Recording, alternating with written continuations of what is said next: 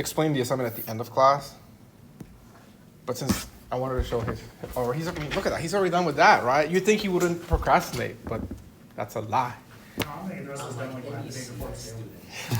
Yeah, so, all right. Hopefully the pen works fine. Otherwise, I think Bluetooth interference was the reason why I was failing. So I downloaded a Bluetooth sniffer, which should tell me if somebody's hijacking this. Okay, so we were talking about binary trees, and one of the binary trees that we didn't quite talk about, or one of the usages of, or not usages, but a good terminology to know, is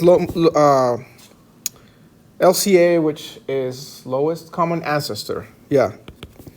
And so I'm just going to talk about this really fast because it's just for your reference. It's not something I really put on a test or anything. But if we have something like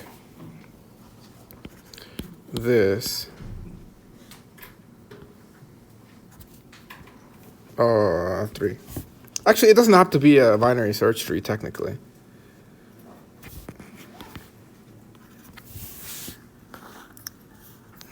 But just to make it, let's do that.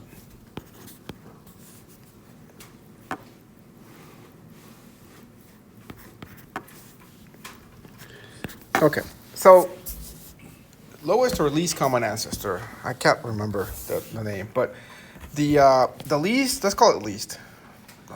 Lowest. The lowest common ancestor between two nodes is the closest parent that they share.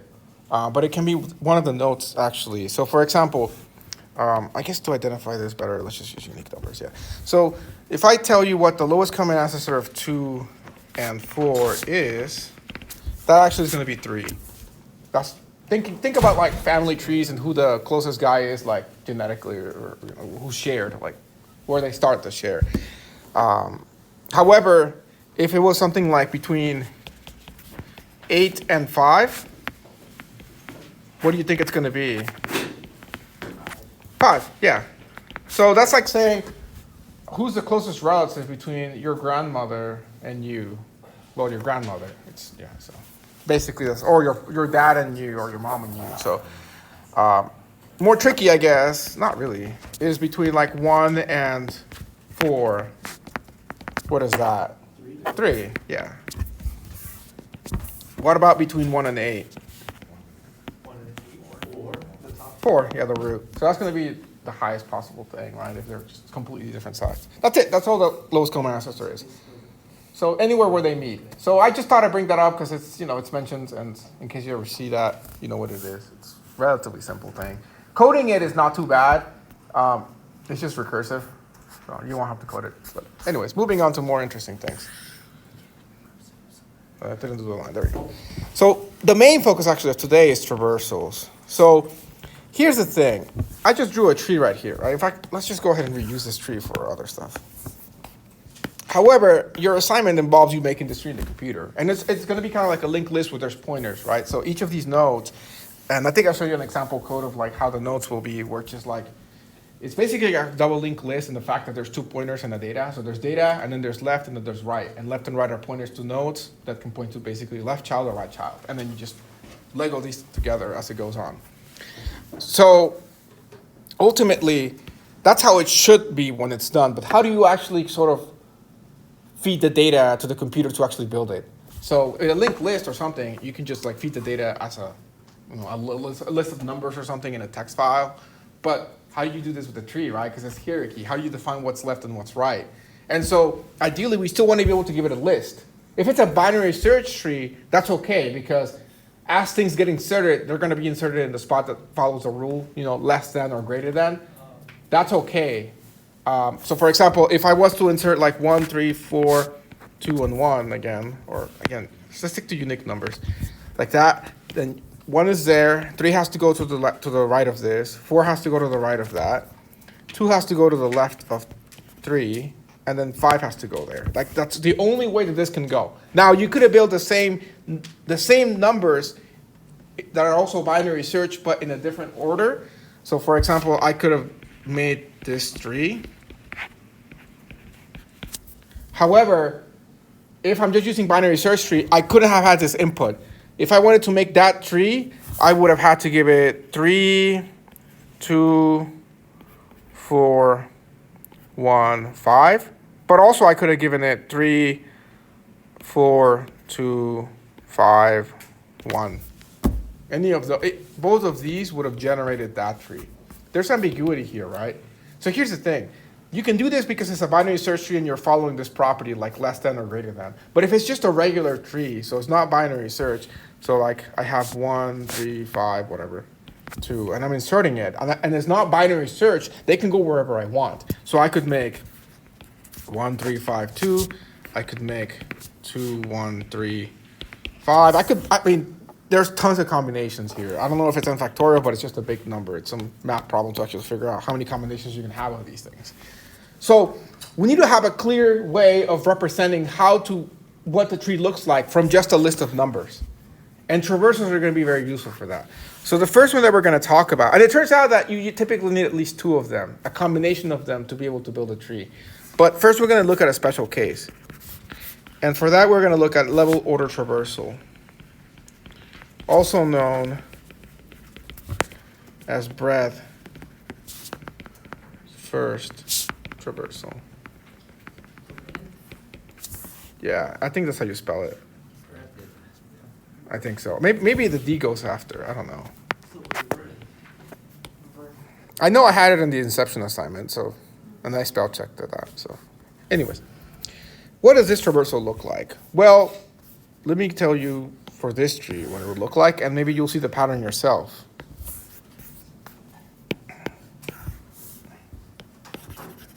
The breadth first search traversal of this is 4, 3, 5, 2, 4, 8, 1. It turns out that this is quite a simple traversal. You go by level, and you print out the entire level. So for example, 4 is kind of like level 1, and then 3 and 5 is level 2. In fact, different colors. Let's make it pretty. And then this is level 3 and level 4. So you can think of it like generational. The only thing you gotta be careful about this, like on a test or something. I mean, I'm not gonna do this intentionally. I'll draw the trees pretty, but like, yeah, I say this right. What if you do something like this? You know, actually that's not as ambiguous. I think it's if you go like that. That looks weird. Yeah, like that. So like you're doing the trees and you're like fast, and then you're like, oh, nothing there, and then there, and you screw that up, right? No. It doesn't matter how you do this. You always want to do them. Think of like the distance from the root. That's going to be basically what your what the level is going to be. So that's all that there is doing this traversal. However, notice something here. This tree that I just drew has the same level order traversal. We lost the 1, I think. It has the same level order traversal as, actually here, let's just change the one that we lost. As that, right? Because you still go 4, 3, 5, 2, 4, 8, and 1, right? That has the same level order traversal. The level order traversal is going to be basically print each level, and then within the level, print from left to right. So what I cannot do is I cannot swap the 2 and the 4. That'll give you a completely different traversal. But the 1 could go anywhere basically in the bottom. So like I could just like, I could move it here to here to here or even here, right? So anywhere on the bottom it could go, and they would all give you the same traversal. I could also switch the 4 to there to be the child of that, and that'll give you the same traversal. So it's an ambiguous thing, right? So it's not very useful as is to generate a unique binary tree, which is what we're after. So it turns out that there is one tiny trick you can do to actually have a unique tree with the level order traversal only. And that is that the tree that you're trying to make is a complete tree. So what's a complete tree? Let's go back and think about full trees were the ones where each parent had either 2 children or no children. Complete tree was not an extension because we did the Venn diagram thing. So we did, right? I think you guys made me do it. Yeah. So basically, with a complete tree, it's every level is full with the exception of the last level is not full, but everything is to the left of that. That's the rule of that. And then from there you get a perfect tree, which means that it's pretty much full in the sense that all leaf nodes are at the same level, and every parent has 0 or 2 children. And then you have balanced tree, which has to do with height, and we'll talk about more when we get to ABL trees. So these intersect in certain areas, like the Venn diagrams, but there can be things that are full but not complete. However, every perfect tree is definitely going to be a full tree, and a complete tree actually too. That one, yes, that one's in the center of the Venn diagram. So anyways, as long as it's a complete tree, what you're trying to make, the level order traversal will work. Let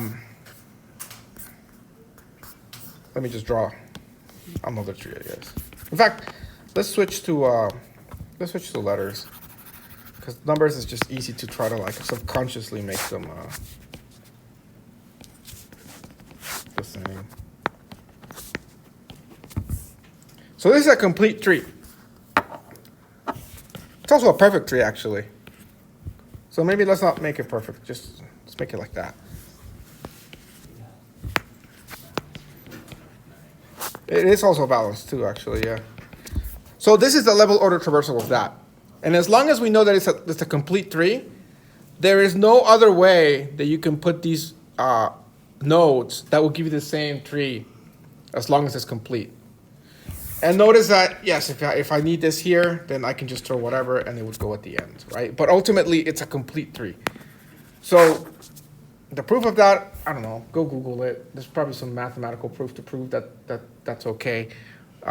For what you should know about this is that even if it's not a complete tree, you can turn it into a complete tree for the sake of the traversal so that you can represent any tree that you want.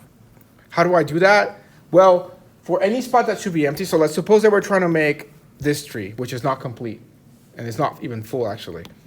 So this tree, I can still represent with a level order traversal and make this exact tree, unique tree, as long as I fill it in, all the spots that should be filled, so like this guy, with some wildcard character, which is how I'm doing it in the assignment. So if I do this, and you don't have to do this one because it doesn't need it to be complete, but suppose you do it just for, to make everything nice, the same size, then when you're doing this, when you're drawing the level order traversal, this is how you do it. And then this will for sure give you a unique tree. Will the wildcards only show up as leaves, or will we have to account for them showing up as Oh, no. They could show. So, for example, let's say that there's a T here, and maybe there's a W here. So in that case, the wildcards, you do have to have wildcards here, here, and off of the wildcard here, as well? here, Okay. and then that's it, right? I think we're good now. Yeah. So we have level full, level full, level full, and then this level is full. This one you don't need because it's the right thing. So if we had something here, then yes, we would need this one, but we don't. So in this case, the wildcards are not showing us. I mean, they're not showing the last level, but they're making empties. They are kind of leaf nodes in a way, but they're not at the same time because they have any wildcards will not have real nodes as children, because that wouldn't make no sense. Right. Because you can't have like a tree that's like, and then like there's nothing here, but all of a sudden like there's something here coming out of that. That would be like weird. So what would a traversal look like for this? Well, it would be A, C, D, O, percent, K, percent. Let's make sure I don't mess up the number of percentages here. So we're at the 1%, so we need one, so we need three more. And then a T and a W. And so now that's what it's gonna look like. And let me tell you something about this, because this is your assignment here. This is basically the encrypted message per se. And so how do you build a tree from this? In the assignment, I give you how to get the level order traversal. So you're able to, from the tree that you build, I gave you functions that actually will give you that. Because why did I give that to you? Because that's actually the hard traversal, and be painful. And even I want to geek some geeks and look, didn't copy and paste, but basically use that as a basis. So yeah, so I was like, no. If I'm having a hard time doing this, then yeah. So ultimately, what you have to do is the other way around. You have to build from that the tree, and that's a much easier problem. And then why do you need to print it back? Because as one of the functions that you have to do, thanks to Jasper on the other section, showing me that Harvard final, which was multiple choice. Some of you might have seen it, that they posted on Discord. Like the 302, basically the 202 final in Harvard is multiple choice, which is like easy. No, of course not. But the thing is, like, they have two programming functions, and one of them is like, I can't remember what it was, but it was extremely easy. And the only one that was like a little bit challenging was to mirror the tree. So take this tree and make a mirror of that. And by that is basically located in the mirror. So like A is the same place, but C and D get flipped, and then the 0% K% get flipped, so we percent K percent 0 or whatever it is. And it's not that hard. It's like maybe like 3 or 4 lines, but I don't want to tell you because they want to do this. But just know that when you're doing that function, that's what they were doing as a final exam question. When you said like mirroring the tree, like in the assignment you have to do like preorder, postorder, is that how you do it? Like you just mirror it and then do like the same? Redo the same, yeah. So really, you're only coding preorder, in-order, and postorder. And then run the mirror function and then just print out again preorder, postorder. So you don't have to code 7 functions. You're only coding 4 of them. Okay. Yeah, so that's well, there's also the insert function. What I'm saying is you don't need to do like variations of the preorder traversal. Yeah, sometimes you'll just get the right message from getting like the mirror preorder. Yeah, that's right. Yeah. So you don't have to do like a mirror preorder traversal function, basically. And then you said talking about like doing our assignment is building the tree. That's assignment 7, right? No. We'll get there. That's why I don't confuse you guys. This is assignment 6. Yeah. We'll go back to that because if I say that now, you're going to get all confused. But actually, no. Here, what I can say to clarify that is, you see how it's ambiguous to build a tree from a single traversal? It turns out that if I don't want to have this ghetto percent solution, I can build a unique tree from 2 traversals, which are like an in-order and preorder or an in-order and postorder. And so doing that method, I can build a unique tree without any of the percent wildcards. That's assignment 7, making that function. So, like I said, it'll make sense at the end of class. But yeah. So back to this. There's one more thing I want to point out about this, and that is, and this is very, very important and useful when you're writing the function that actually builds this tree, and that is to identify who is whose child. And there's a very simple way of doing that. There's 2 simple ways of doing that, I suppose. I keep using the simple adjective, right? I think it's relatively simple. You might find it hard. What is the child of D? Well, the child of D is K and percent. But let's see if we can figure that out mathematically. Yes, we can. It's 2 times 2 plus 1 to get the left child.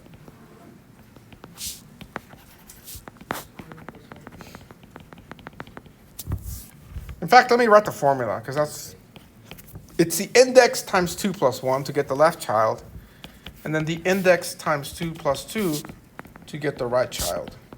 However, I don't like that. This is the one case in CS, for me at least, where I actually like starting arrays at 1s. Because then, in that case, if array starts at 1, then it's just then just the index times 2 and then the index times 2 plus 1 is left, and index times 2 plus 1 is right. I don't care which one you do, although in my solution I did this version. So if there's remnants of that in the skeleton code, because I mean the way I give you skeleton code is I solve it and then I delete things. So if you see some weird 1 indexing, then that's where it came from. But I think I deleted everything related to that. So anyways, proof of that, let's try it with D. So D is, let's use the top example first. So that's 2 times 2 plus 1, which is 4 plus 1 is 5. So that's this 5 here, F, which is correct. And then 6, which would be the percent. Let's do A, so that's C and D, right? So for the A, let's do the other method, the one at the bottom, my method that I like. So that's index 1. So that's 1 times 2, which is 2, plus 1, which is 3. So that's this guy. Oh, did we? Oh, no. I was adding plus 1. Yes. In my method, it's just times 2. So 1 times 2 is just 2. So that's C. And then if we want to get the right, it's plus 1, which is D. So it's okay. So whichever method you use, doesn't matter, up to you. Ultimately, the only difference is the plus 1 and plus 2 instead of plus 0, plus 1. Whatever you want to do. But that's a very, very nice thing to do because then as you're building the tree, you use recursion. You start trying to build like the left side first. And you just keep going left. But when you call the function on the left side, you call to build left and right. But you just build all the lefts first, and as it comes back, it builds to the right. So you'll see it'll build it like, here for the video. It'll build it like this. It's gonna build it like this, all the way, and it's gonna come back here, come back up, then build this, come back, then build all the way to the T, come back to the K, then go W, and then that way, and then it's gonna kind of come back. So that's what it's gonna build it like. So that's what your recursion is. It's all recursive code, and that's not because we're trying to make it hard, but because it's actually easier to write the code that way. As you'll see in a second with traversals. So that's, I guess, going to be the trickiest part of your assignment. In fact, I'm going to give you code on how to do all the other traversals. So you don't even have to do that. So it should be actually quite simple. That's why it's so little code that you have to write. Yeah, but then you have assignment A, which that's hard, and you get no code. So, yeah. Okay, so everybody got for now the level order traversal at least. Okay, so moving on to the other traversals that we're going to talk about. Those are the in order traversal, post order traversal, and pre-order traversal.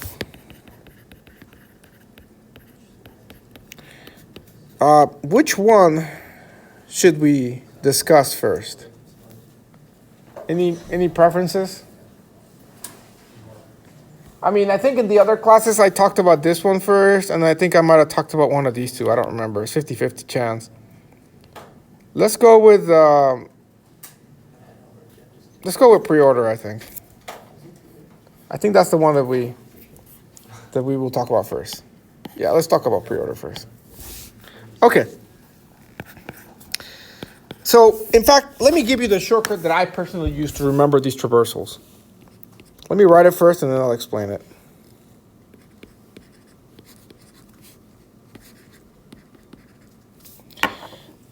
I keep kidding. So,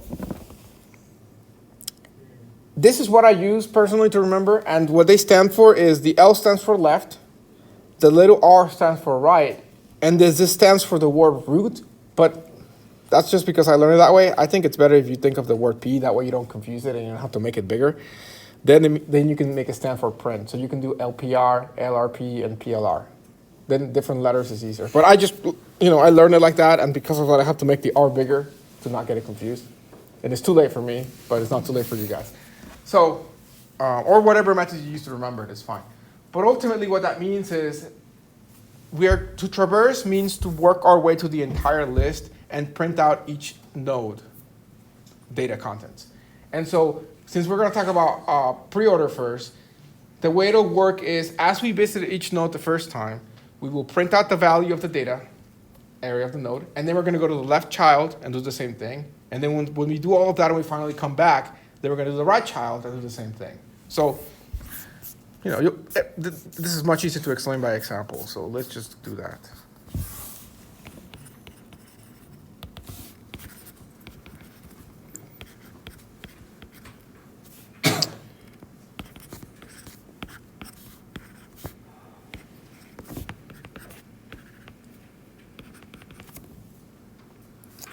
Let's remove that one. Trying to make it different so we cover all the possibilities.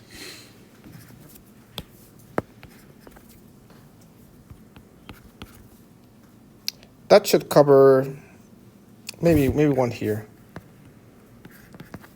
Yeah, okay. And in the other classes, I did the lecture and I did different examples. I mean, unless I thought of the same example, which I don't think so. So if you want to see more examples, you can watch the other videos. And then you have extra examples. Okay, so very fast, level order traversal of this. ATOWMEGQC, right? Okay. Pre-order traversal. So I'm gonna start slow by showing you kind of what's happening, and then we'll kind of speed it up. So you always, in all of these three traversals, and technically also in level order traversal, the first thing you're always going to look at, not necessarily print, but look at, is the root of the tree. So that's A. So I'm gonna kind of put here a list of where I'm at recursively, and then for each of them, I have to do three things. I have to print it, go left child, and then go right child. So we start there, so let's go ahead and look at the first thing we have to do, which is to print it. So I'm gonna kind of keep my output right here, and I'll add things as I require to add them. Every node should be printed just once. Okay, so in the pre-order traversal, it turns out that the first time you visit a node is when you print out that node. So that's the first thing that you do. So that's why you have the big R there. So in this case, we start with the A, and the first thing we're going to do is just print it. So our output, the first thing that's going to show up is an A. We're done with that step. The next step that we have to do is go to the left child. So what is the left child of A? That is T. So we go to T. So we go ahead and it's another recursive function that we have to do the same thing. We have an R, L, R. So what is the first thing we have to do here? Print it out. So we print out T. Now we got to go to the left child again. And so the left child of W or T is W.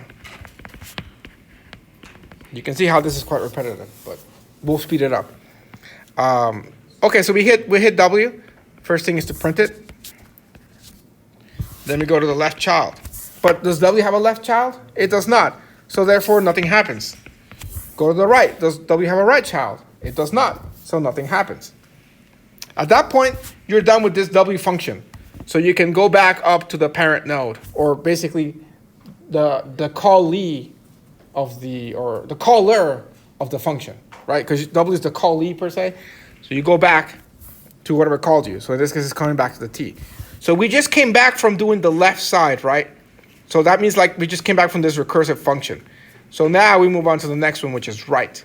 However, there's no right child there. So then you were done at that point. And then yet again, you come back to whoever called you, which was A. So now we're back to A. We just went to the left child.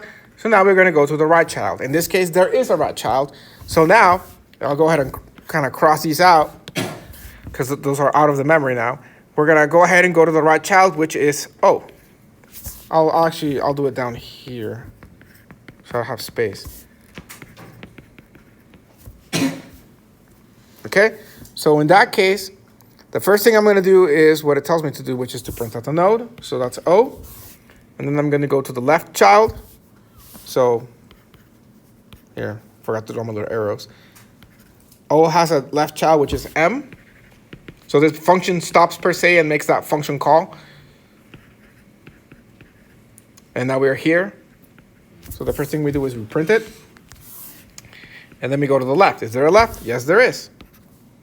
So you go to the G now. These are all in memory, right? So that's how we crash Bobby when we have a million calls over each other, right? By the way, somebody wrote a 3 terabyte file. That's hardcore. That was so awesome. Called a.out.text. Yeah, that's a new one. My first question to that was, what was in it? But they deleted it before they saw. So I was like, I kind of wanted to know. But anyways, it's a mystery that I'll have to live with. So anyways, we're at G. So I should write them. Let me write it bigger so you don't get confused. We're at G, so the first thing we do is we're going to print it out. Then we're at C. We print out C. No left child of C, no right child of C. So we're done. We come back to here. So because there's no right child of G either, we're also done here. So we come back. So that's like going back and going back. There's also no right child of M, so we go back to the O. There is a right child of O, so we go there. So as we go back, we basically cross those out. So now we're at E.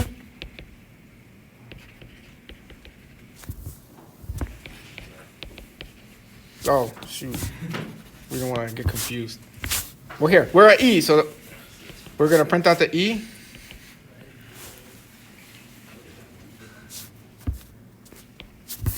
And then we get to the Q.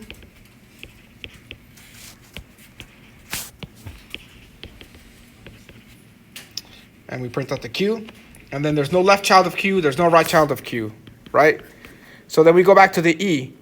Oh, by the way, I was a bit misleading here. When we went to the E, there was no left child, so really we went to the right of that, right? Okay, so yeah, just making sure.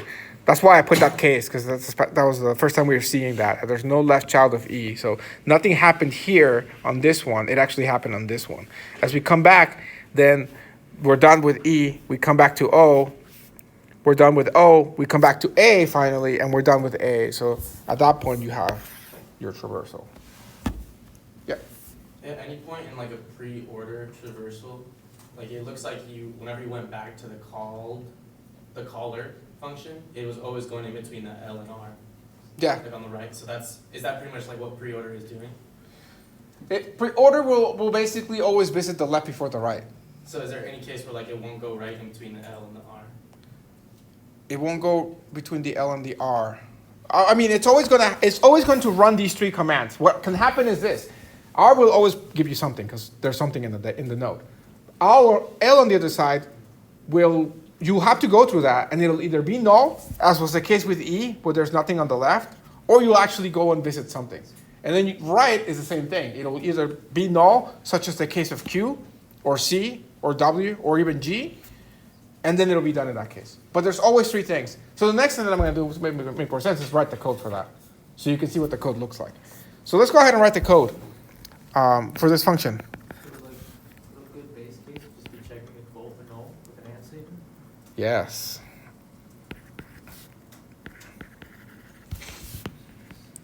Oh, by the way, not to make it harder, but the assignment 6 is templated.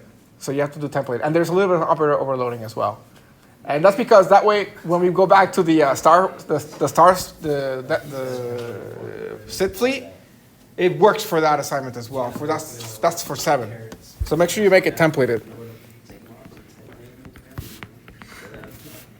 And most of the template stuff is already done for you, I think. Yeah, from what I So, saw. yeah. But that's mostly because, remember when I was trying to write templates and I couldn't remember? I think it was this class, right? On the spot, I was trying to write a template function. Yeah, so I felt bad. So I went home and I was like, no, I got to code this. So then I coded the templates and it felt better. So, okay. All right, so as you said correctly, we want to check if cur is equal to null. Because if that's the case, we don't even want to try to do left and right. That's like, if this is null, then we hit basically an empty node. So return. Otherwise, we are doing pre-order, so we want to print out the node.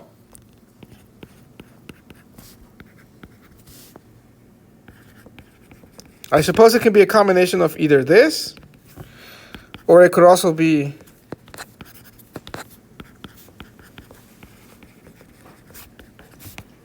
this. The second one applies if your data value is not actual variable, but a pointer to that data. Okay, so that's if like in your declaration of node, let's just call it MD for node. You have like data left, right, and then you have some sort of constructor that says node equals new int or whatever. I'm saying if your data, or not, no, sorry, data. What were you asking?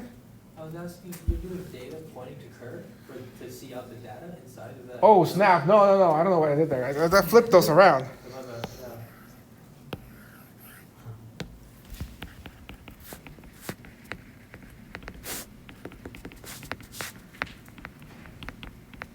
There we go.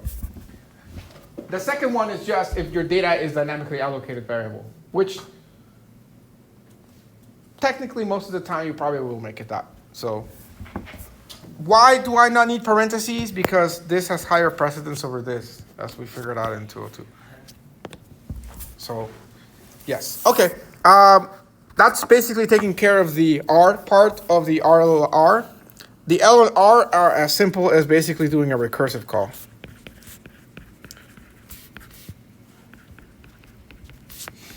Left first.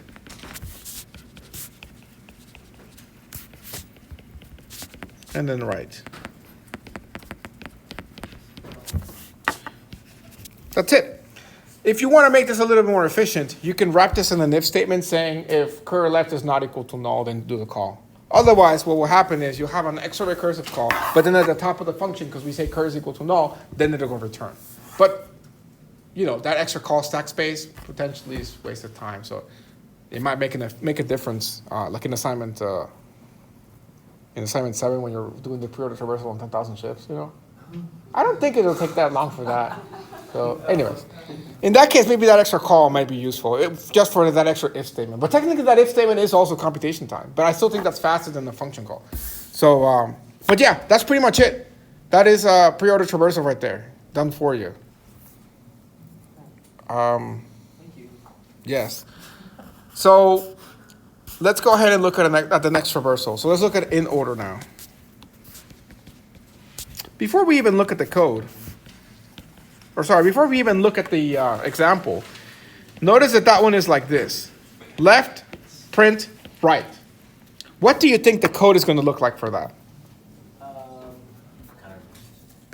look at the left, print, and then. So really, all you got to do is copy and paste the code, erase the word pre, replace it with the word in, and then move that right there. Don't put it on top of the if statement, otherwise you'll crash. And then you're done. Yep.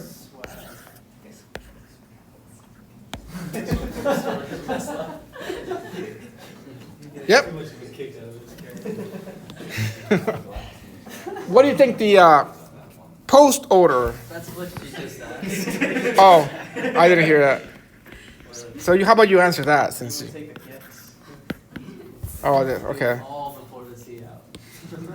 Left, right, then. Yeah. So for the post, you basically just stick that in between. Or yeah, I guess if you want to think of it that way, that's probably smarter for space wise. I literally thought about the calls. I was like, call this. I hope you can think of that during the test, though. That's the one example. I told you in the beginning of class that I would have one question that is coding in a test. Is this. It's much easier to just write the code for the traversals on a test than to try to explain it. So just, All that crap you just. you can write pseudocode or you can just write flat out C++ code. So, yeah, and I will 100% ask you to do those traversals in the test.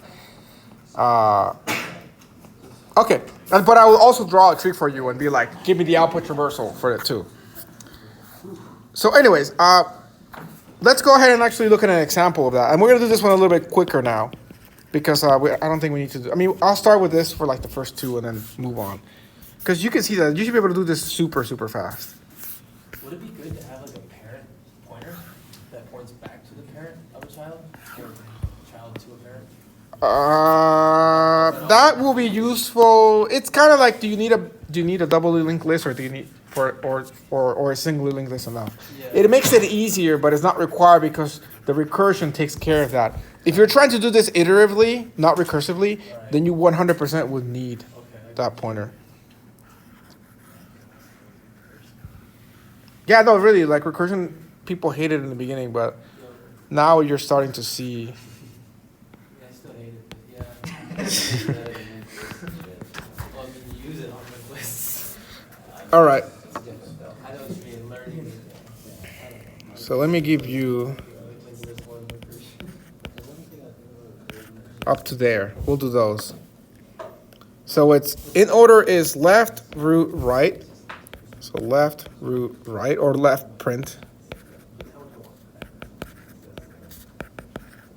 Okay, so again, you start with the root. First thing you're going to print out is not the root, actually. So here's a case where you're starting with the root, but you're not printing the root first. What you have to do first is go left. So even though you were here, you're not printing it out. You go left. You start with the T now. Yet again, you don't actually print the T out. You're supposed to go to the left of that. Get to the W. You get to the W and you don't print the W yet. Technically, you try to go left, and if you're doing it the way that I showed you, it does make that function call. If you put the if statement in, it doesn't. Either way, you see that there's nothing there, and you come back.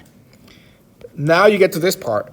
So now you actually print out the W, and then you got to go to the right of that. There's nothing, so you also come back, and then you're done with this one, and you come back to the T. The next step here is to do the printing, so you print the T, and then you go to the right, but there's no right, so you come back. Now you're back to the A. Oh, here, instead of crossing it out, let me use the highlighter. You print out the root, and then you go to the right of that, so you get to the O. You start to the left, so you don't actually print out the O.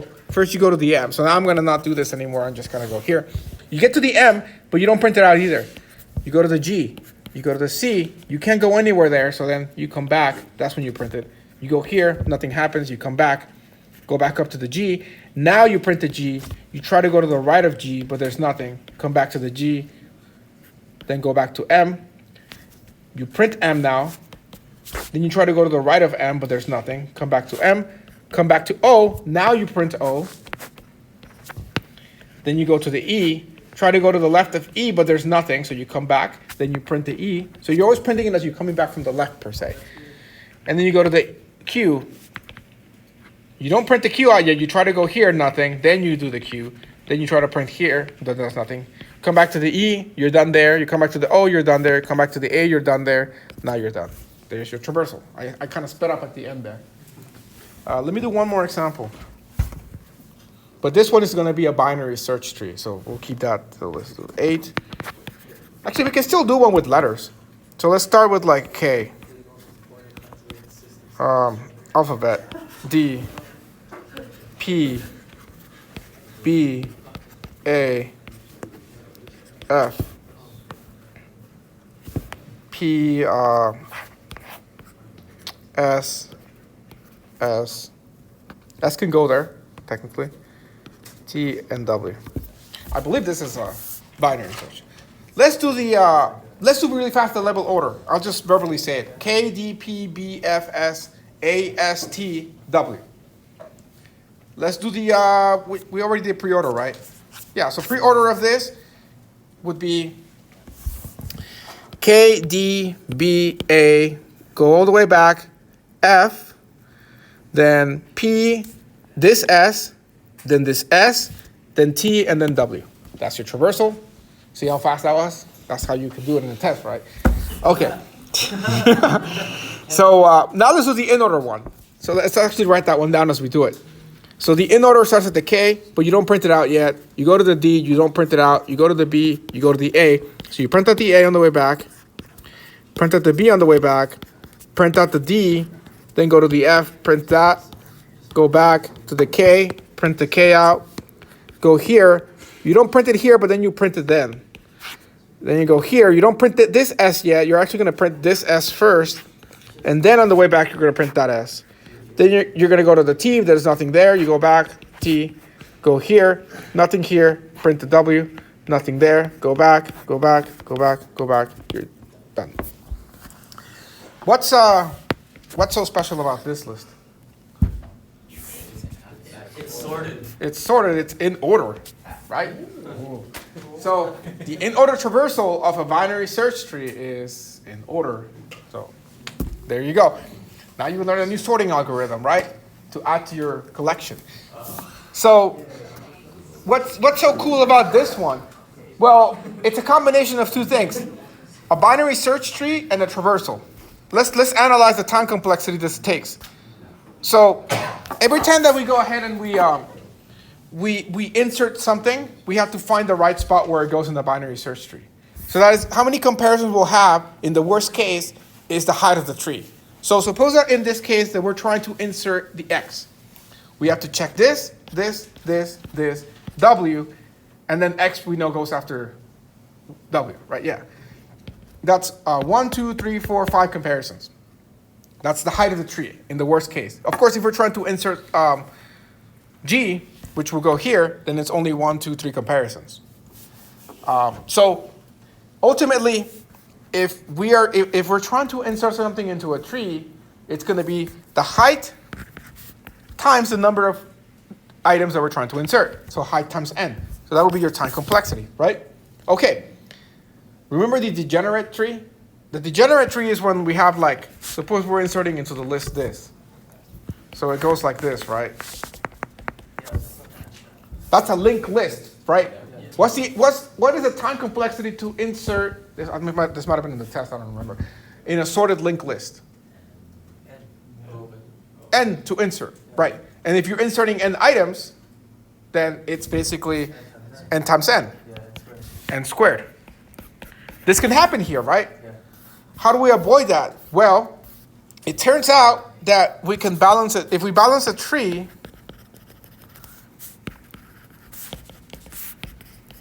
your height can be log of n.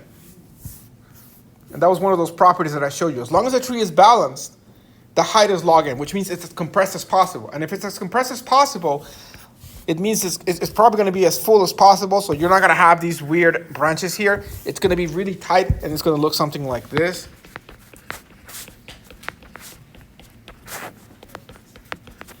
You know, it might be like slightly off, but very little, right? It's going to be really, really nicely compressed. And in that case, this will be like plus 1 maybe, but log n still. If your height is log n, now we're not doing n times n. Now we're doing log n times n, right? What's n times log n? That's n log n, of course. That's a really good sorting time complexity, right?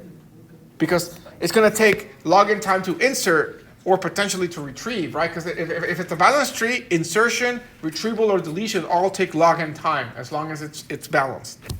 So there you go. Another sorting algorithm that you can achieve in n log n time as long as the big catch is it's a balanced tree. So how do I maintain it balanced? Therein comes in the ABL tree algorithm. The ABL tree algorithm will make sure that every time that you start inserting things, it's going to check the full tree. And if that tree starts to get unbalanced, so for example, I put this 3 here. The moment that I insert the 1, it's okay. The 2 is okay, but the 3 is not okay.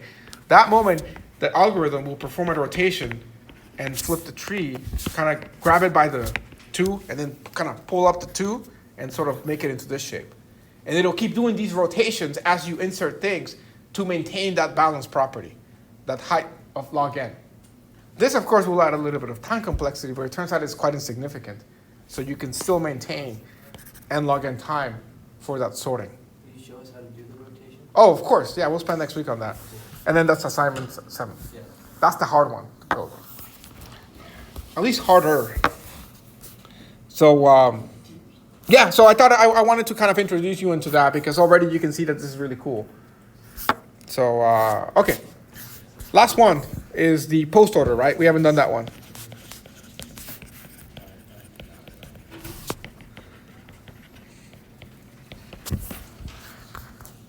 Post order traversal.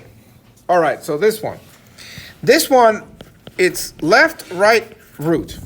So if we go back to the tree that we've been working on, I kind of wanted to use the same tree. I'll copy it, but I'm still just going to rewrite it. But I'm going to put it for reference down here. So that's, let's see, A, T, O, W, M, E, G, C, Q.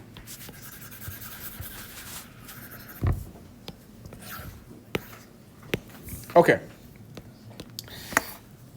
Yet again, I'll start writing how it kind of goes through each call, but then we'll move on. Okay, that's good enough like that. Let me just write some L, R, R.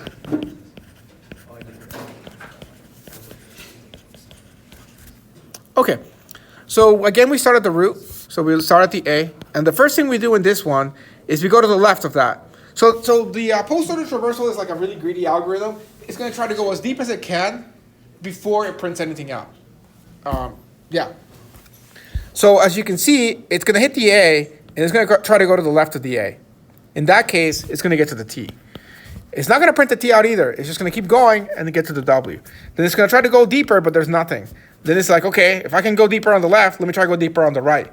It tries that. Again, there's nothing. And then at the end, it's like, well, okay. Oh, here, not that one. Put the arrow in the wrong spot. We're at W. So it tries to go to the right. There's nothing. Then it's like, okay, fine. I'll print W. Goes back to the T. It's okay. It's like, okay, I try going deep on the left side. Let's try going deep on the right side, but there's nothing. So then it's like, okay, nothing there. Last thing, print the T out. Go back to the A. Before it prints the A out, it's like, well, I try going deep on the left side. Let's try going deep on the right side. So it goes that way. It gets to the O. When it gets to the O, it tries to go deeper on the O on the left side. And it gets to the M. From there, it tries going deeper on the left again. Gets to the G. Deeper again, gets to the C. When it gets to the C, it tries going deeper on the C, but there's nothing on that side. There's nothing on this side. So then it's like, fine, I guess I'll print out the C. Goes back up to the G. Tries going deeper on the G on the right side, but nothing. So then it's like, okay, print out the G out. Go back to the M. Tries going deeper there, but there's nothing. Goes back, prints the M out. Tries going back to goes back to the O. But in this case with the O, before it prints it out, it's like, okay, I went deep this way. Let's try going this way. So it actually goes to the E first. Goes to the E. Tries going deeper on the left side of the E. Nothing. Then before printing it out, it tries going deeper on the right side, and it finds the Q. Goes deeper there, but nothing. Goes deeper there, but nothing. Then we get the Q. And then the way back, you'll see that we'll print out everything. E, back to the O, there's nothing. Back to the A. Print out the A, you're done. One thing I want you to notice about this one in comparison to the other two is that we have More traversals. pre, post, and in. And actually level too, right? Level order. Pre will always print the root first. And it also prints the notes the first time it sees them or visits them. Post prints them sort of on the way out. So the last thing to print is the root. In order is kind of going to be in the middle usually. However, if the root doesn't have any left childs, then it's going to be the first thing to print. And if it doesn't have any right childs, then it's going to be the last thing to print. So otherwise, it's going to be kind of in between. Level order will always be the first to print.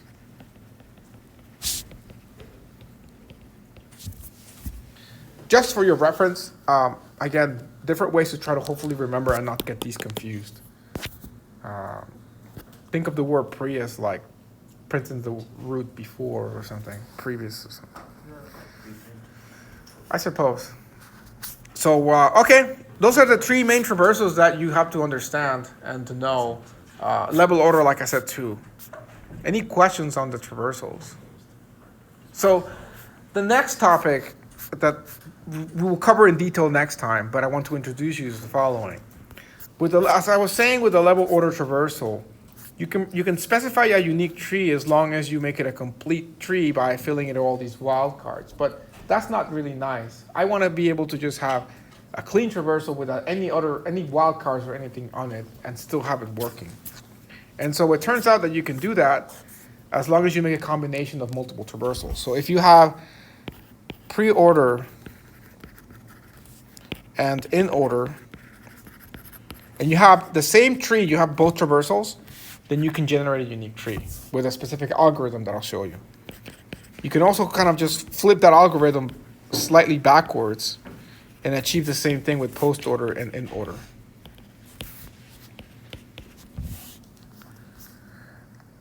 Whether you can do other combinations, such as level order and pre-order, I am not 100% sure. However, I am sure something about the pre and post. That combination, I'll leave up to you to figure out for the write-up of assignment 6 or 7, sorry. So that one you can figure out on your own and prove to me whether you can do it or not. But you can definitely for sure, and I'm going to show you that, do it for these combinations. And so that's going to be basically next class's topic on how to do that algorithm. And then from there, we'll start talking about AVL trees. So we still have 10 minutes left. Any questions? Is today your birthday? It is my birthday, yeah. Oh. Yeah. What well, not the internet knows when my birthday is. Happy birthday to you. Shout, shout, shout. Happy birthday to you. Happy birthday, dear Sniper. Happy birthday to you. That's still not gonna give you a better grade on the test. I'm just saying. But yeah, I turned 30 today, so I guess it's a big one. So That's a big 3-0, man. yeah, so Level 30 wizard. That's not like, Level 30 sniper. yes. is that 30 points? Well, thank you, appreciate that. So, does anybody have any questions though? I mean, I don't want to start the other algorithm because it's gonna take too long. So, Could you go over like the relation between those two again? Like what you just said? pre-order and in order. Yeah. Well, they're just two traversals that I'm gonna show you an algorithm that can generate a unique tree without any wildcards. You can just flat out give the traversals like I gave it here, and it'll make a unique tree. Well, there's no point because in 6 you're getting the level order, and you want to use that to build it, and that's actually easier to do. Actually, this is harder when you're trying to. In fact, you probably want to from this build an array that represents the level order, and then actually build the linked list. Although you can do it directly, it's just trickier. But yeah, so we'll talk about that more that time. Anything else? Well, I guess we're done then. Yeah. You get early out. This is the one time you get early. 7 minutes. Yeah.